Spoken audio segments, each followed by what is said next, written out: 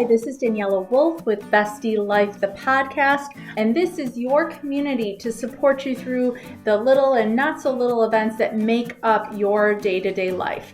From the I've got this moments to the I just can't moments. We are here to empower all women to find and develop the skills they need to find peace, balance, and the bliss in their busy. Through solo episodes as well as interviews with amazing women who share their journey and their story and how it works for you.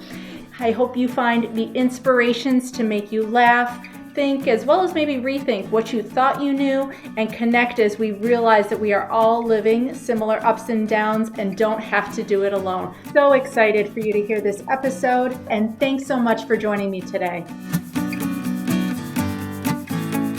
Hi, this is Daniela with Bestie Life, the podcast. And today I'm excited for you to meet Josh Haag. He is from Bethlehem, Pennsylvania, but he lives in LA now. He is a fitness professional, former football player. He is the owner of Heroic Performance. He does personal training, recovering, going into some mind body work. And I can't wait for you to get to meet him. We had such a fantastic conversation just meeting a week or so ago, and just so intriguing. The approach he takes to all of this, it's so different than I think anything we've talked about before. So thank you so much, Josh, for joining me today. Thank you so much for having me, Daniela.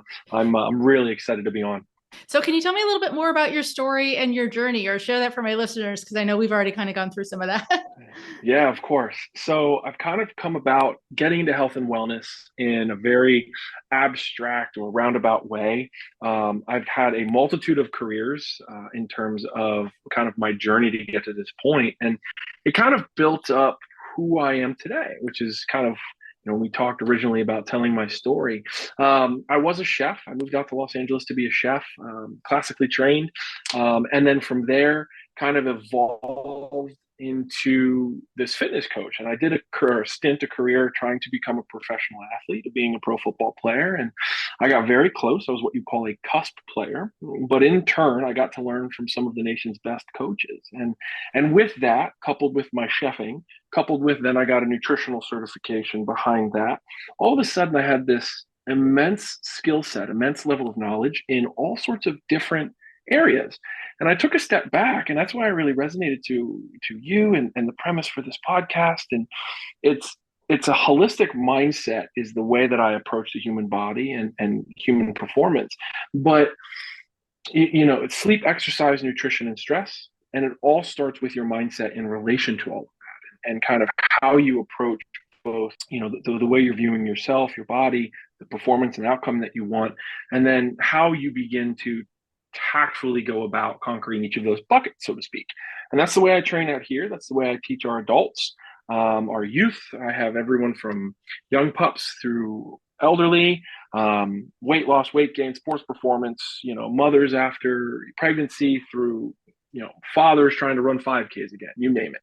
And what's really curious is, again, it all starts with that mindset and that kind of attitude at which they're approaching the change. And so that's what I guess we're here for today. And like I said, I loved the way you combine all of these things. It's not just about, the number on the scale or the way you look in your clothes or in the mirror. The fact that you incorporate the sleep, the way you eat, the mindset, like all those pieces are so impactful in what people think is just fitness and weight and all those kind of things. Yep. And it's so much more than that. Can you share a little bit about some of if there's any kind of commonalities of what you see people struggling with when it comes to that mindset, because I think that does have such a big impact on their ability to stick with it, to follow through, to do the things you're asking them to do. Do you see any kind of common obstacles? So realistically, there's a lot of common obstacles. Most people, the first thing is, most people think that they're just going to go into the gym and create this incredible change and regain their life and their confidence again, feel sexy again, feel like they have their body, or get the promotion. And the problem is that is one piece of the pie. So this is like kind of the first mindset commonality or failure point that I would talk about is, yes, it's important, but you need to make sure you start to understand that it's a cyclical kind of evolution. That yes, you're going to work hard, which is going to want you to eat better, which is going to make you more tired to sleep better, which is then going to start to help you mitigate your stress better, which makes you work out harder. And it goes in that cyclical pattern, and they fall like dominoes. Well, most people make the mistake of going into the gym and not understanding that they need to be thinking about all these other things and creating those relationships back and forth. So it's this, right, that holistic, I know it's a big buzzword that everyone talks about today, but it's something where you really need to think of it as a piece, the exercise, that piece of mindset, that it's a piece to the pie, right? And the second, I would say, kind of caveat or mindset failure is in the information world that we live in, where I can log on and get just download of information of you want to sleep better, you want to exercise better, but no one knows where to start. And so realistically, it almost becomes, was it paralysis by analysis? Paralysis by choice. There's Mm-hmm. so much information that you have to choose from. I see a lot of the times when I meet people, they're so afraid to take the first step because it's, and I do this with air quotes, it's wrong. Well, that's not the case at all. Pick one thing, start just, you can't climb a ladder in one step. You have to climb it rung by rung. And whether it's sleep, whether it's your nutrition, whether it's exercise, it has to be done step by step. So pick the lowest hanging fruit, do one thing. And usually for most people, it's consistency. Mm-hmm. So that's your cheat code, is consistency. Whether you're doing mindset practices, whether you're trying to fix your sleep, it is consistency. So those would be my two biggest, I'd say, caveats to mindset. Right. I loved everything you just said, because number one, you hit on habits, which is a huge thing that people don't realize how important they are. I think people think of habits as like boring, monotonous, rigid, but they are so critical when it comes to changing your life, as well as the fact that it starts small across the board, Yep. regardless of what you're trying to change. To pick one, start small, start simple, and stick with it is absolutely, I think, the message that people need to walk away with, hands down. Mm-hmm. When it comes to the food, I think sometimes that's one of those big scary things, monsters that people God, yeah. can get very restrictive, can be very rigid. There's so Yeah. many schools of thoughts: keto, protein, paleo, you name it. There's always a new thing. I think back to Atkins, South Beach, all these kind of things. What's some of your thought on that, especially as a chef with some dietitian background and all of that? So it's curious you ask. I'm just finishing up basically a cookbook that is like an educational piece in the front, and then it goes into a cookbook in the back. So it's answering this, and funnily enough, there's no wrong answer to nutrition. You can be keto, you can be paleo, you can be carnivore, it doesn't matter. It's what makes you feel good and what optimizes your performance. We all, based off of our genome, eat a little bit differently. And you can really get into the science behind the scenes of, I might eat a piece of broccoli and I break it down and metabolize it very differently than you. And depending on the gases, it makes your stomach upset versus mine. Great. Mm-hmm. But if you rewind, right, take it all out of play, what do you gravitate towards? And are you just controlling your portions? And above all, start to limit your sugars. Basically, what's coming out is a lot of the pre-linked, cursors for long-term chronic medical issues. There's a lot of data that's starting to come out linking it to basically processed sugar. And I know it's like you hear it from every nutritionist and every chef. No, it's as simple as that. Think about what's going in. I already said the rung concept. Pick one or two pieces of your diet that you want to work on, and don't be afraid to attack it. I see a lot of people that, like, when I coach and bring the nutritional concept to our clients, there's such an emotional connection to food. We eat it because it reminds us of our mother. We eat it because it's a social thing that you and I are sitting down to share dinner together. And that's a social concept. We eat because it's comfort food, because we're stressed and we've created a dopaminergic response. That's the good hormone that's released it gets positive feedback release, right? Yeah. When I eat ice cream, because I had it when I was a kid and it was a good memory with my mom. Well, the problem is when you start to pull out food and quote unquote becomes restrictive, you're limiting that dopaminergic response. The way we fix that is start to relate a positive relationship with the food that's in front of you. And so if we're talking mindset, if you have been craving ice cream day in and day out, but you start to sit down in front of your, bowl of pasta and, with chicken and good veggies and things like that, and you start to, you tell yourself, I love this food. I find positive values. This food makes me feel good. You start to force that positive response mechanism. You will get the same dopaminergic release over time that you would from ice cream, but now you're cutting out the sugars, barring the pasta.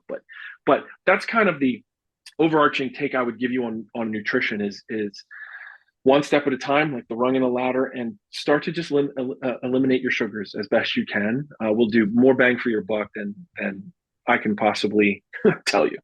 Yeah. And definitely that mindset piece of changing the neural pathway in your brain as far as, how you're Mm-hmm. relating to food, how you're thinking about it, how you're thinking about all of these practices, is such a key to success, not just with your weight loss, not just with your physical fitness, but in all those other areas of your life, your relationships, your job, your family, all of those kind of things. I think we'll experience all of that success when you integrate these practices, even if you go into it thinking, I just want to get in my cute jeans. It's kind of crazy. And you're right. It does all integrate. It's fascinating. But yeah, that's a good question. I like that. What kind of time does this take? Because I know that's the other thing I always feel like I get is pushback when it comes to whether it's integrating, my self-care practices, these healthy habits, they're always like, I don't have time. I don't have the time. What would you say to that response? And this is something I'll take to my grave. It's a quote. The systems you have created are getting you the results you are getting. If you want different results, change the system. Truthfully, I don't care. when my clients come to me and they're, oh, I'm working so hard, and oh, I can't, oh, I don't care.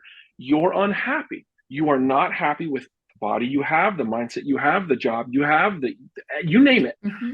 At some level, there has to be an assumption of ownership. You have to take true ownership of your life and the choices that you have made, but understand that all it is just making a series of different choices.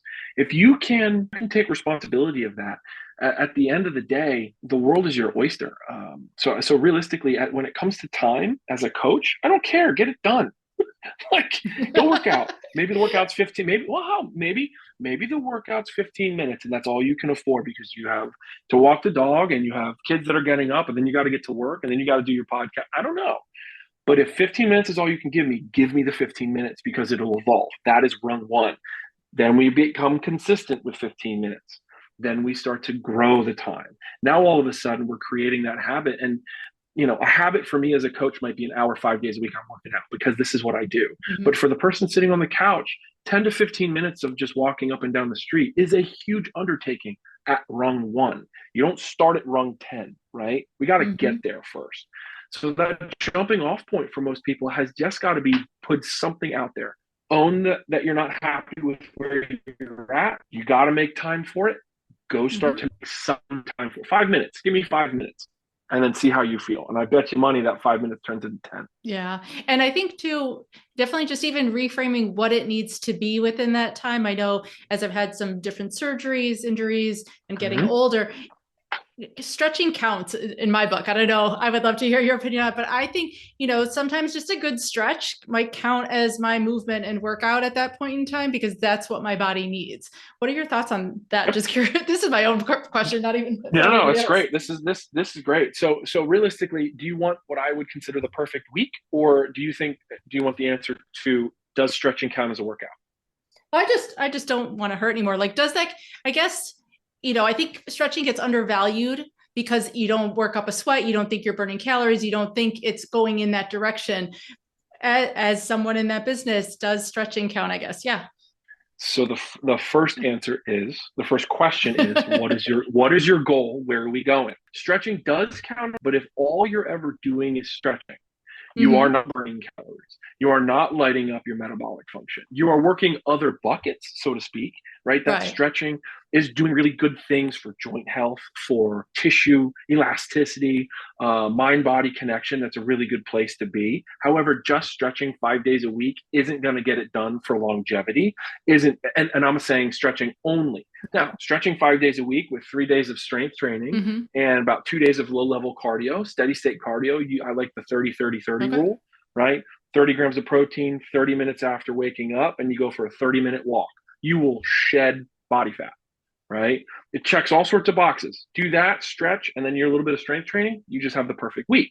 But again, we just talked time commitment for the low-hanging fruit for somebody. Maybe it is you just stretch for 10 minutes a day. And I'm super proud of you. The next time you come to stretch, go for a walk for 5 minutes and then stretch for 10. And then you build out from there. So it's a convoluted question because on one hand, for low hanging fruit, it is something, and I'll take it, and I'm so proud of you. But for the perfect body, if I want to coach you for performance and coach you to be your best self, you need I more. love that 30-30-30 because it's like easy to remember. It sounds easy to do Yep. and things like that. Now, another thing I read at one point or saw somewhere, like say you do have to do 30 minutes of exercise a day, but it can be broken up into like 10 minutes here, 15 minutes there, then another, 10 minutes at the end of the day. Is that just as effective as doing 30 minutes all at once? Saying just as effective versus it is effective is different. Okay. You're doing different things metabolically. If I Mm-hmm. do 30 minutes, and obviously we have to talk about the intensity level, but if I do a 30-minute workout, the duration that I'm working matters in terms of what's happening metabolically, meaning your furnace lighting up. You also need to think about like warm up and cool down. If I do, let's say, an 8 a.m., a 12, and a 5 p.m. workout, I'm going to have time to warm up in each of those, right? Because we got to respect tissue health. We got to respect tendons, ligaments, joints, get synovial fluid going. We got to feel good. So the problem is if I've only got 10 minutes 3 times throughout the day, well, my warm up technically should take 5 to 10 at least. So, Right. So at some point, you're not going to get as quality of a workout, but let's just say we're walking. Let's just say Mm-hmm. walking. If I walked for 30 minutes straight versus 3 10-minute bouts, I would consider either of them a win. Do what you can. Gotcha.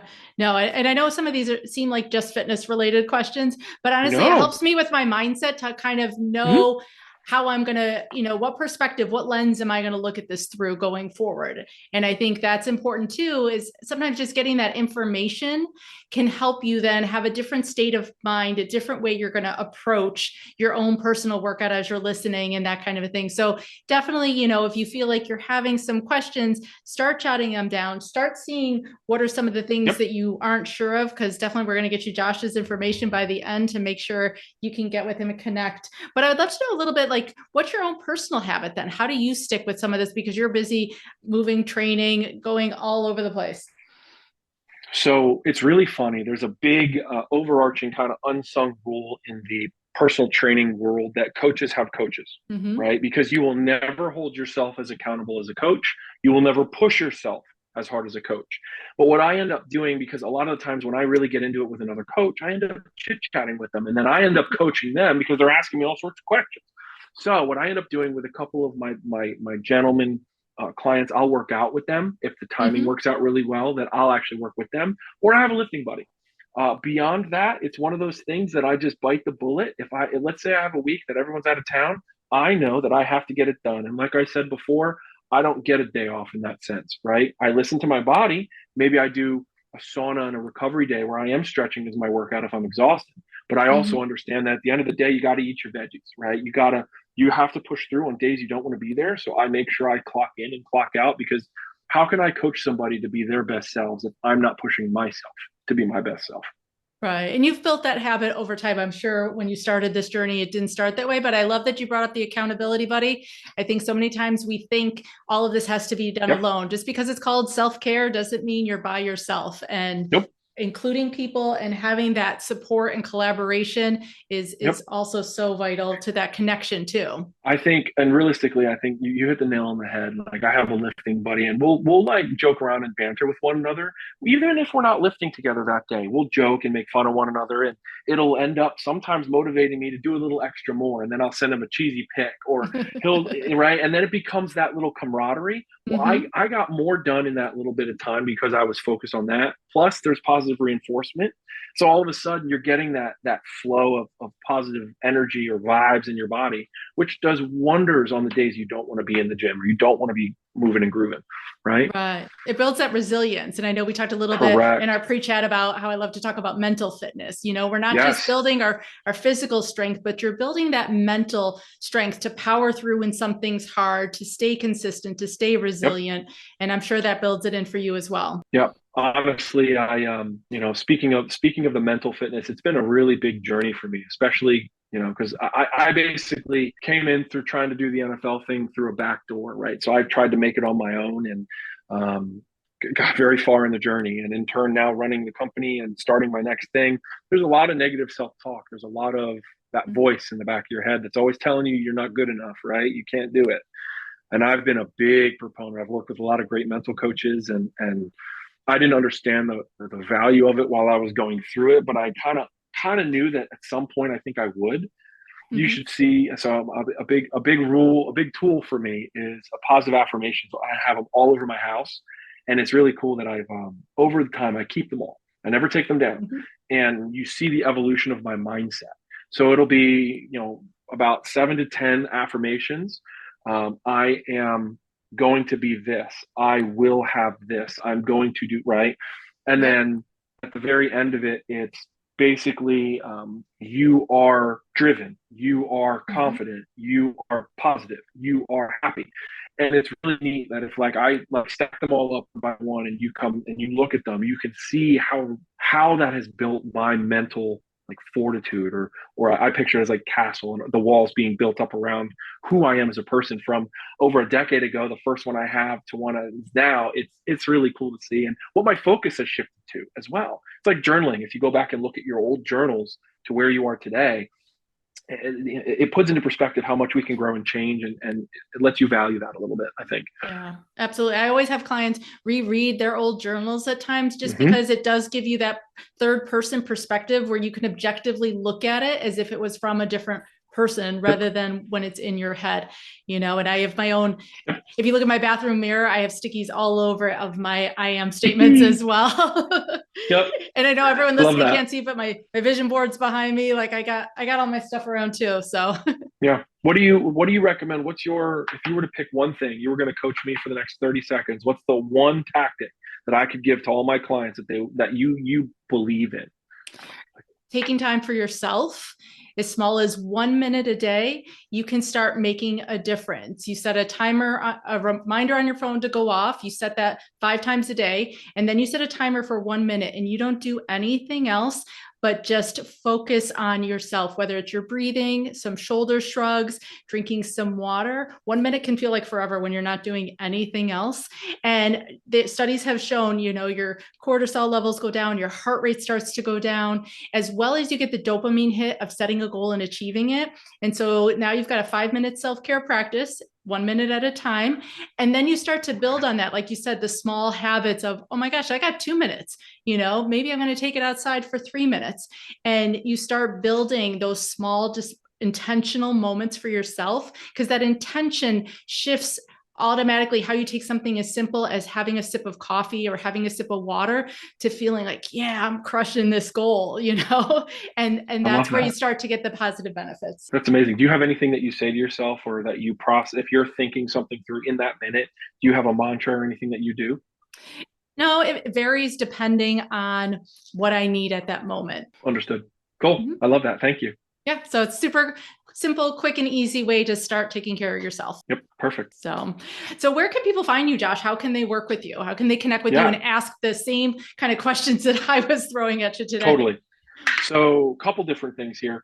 We're on in my heroic performance is on Instagram. It's heroic_performance, right? You can obviously come through our website, www.heroicperformance.net. And then realistically, info@heroicperformance.net. You can email me. I'll answer any questions for any listeners to this as just a way to help out and be in the community. And keep your eye out. I'm going to be releasing both basically a sleep encyclopedia, as Mhm. well as our cookbook is about to come out as well. So I'm going to do two different book releases here that you'll get some actionable coaching, practical steps to fix sleep problems, as well as basically nutrition built for you from me.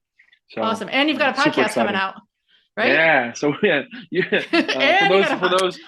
listening, Daniela, she caught me right at a great time where I'm about to release this podcast where I'm going to be talking health, wealth, and living your best life, becoming the best version of yourself. I haven't figured out the exact title, but I'm going to interview everything from doctors of all different practitioners, all the way through coaches, friends, family, and really get a full spectrum look at what fitness looks like, and what a holistic or a wellness kind of company looks like in the view that we have of health.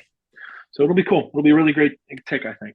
Awesome. Awesome. So all those links will be live in the show notes below. Thank you so much, Josh, for all of this, answering my Of questions, course. and just Of all course. the energy that you bring to helping people find their best selves and their best life. Thank you. That means the world. And it's been wonderful being here. Thank you. Thanks so much again for joining me today. I hope you enjoyed this episode. Please let me know any questions or comments that you have. Also, if you can please leave an Apple 5-star review so that this episode can be shared with more women. There's 2 quotes that I love. Alone we may be strong, but together we are stronger, as well as when women support each other, incredible things happen. So let's be stronger and incredible together, as well as maybe just have some fun along the way. Thanks so much and talk to you soon. Bye.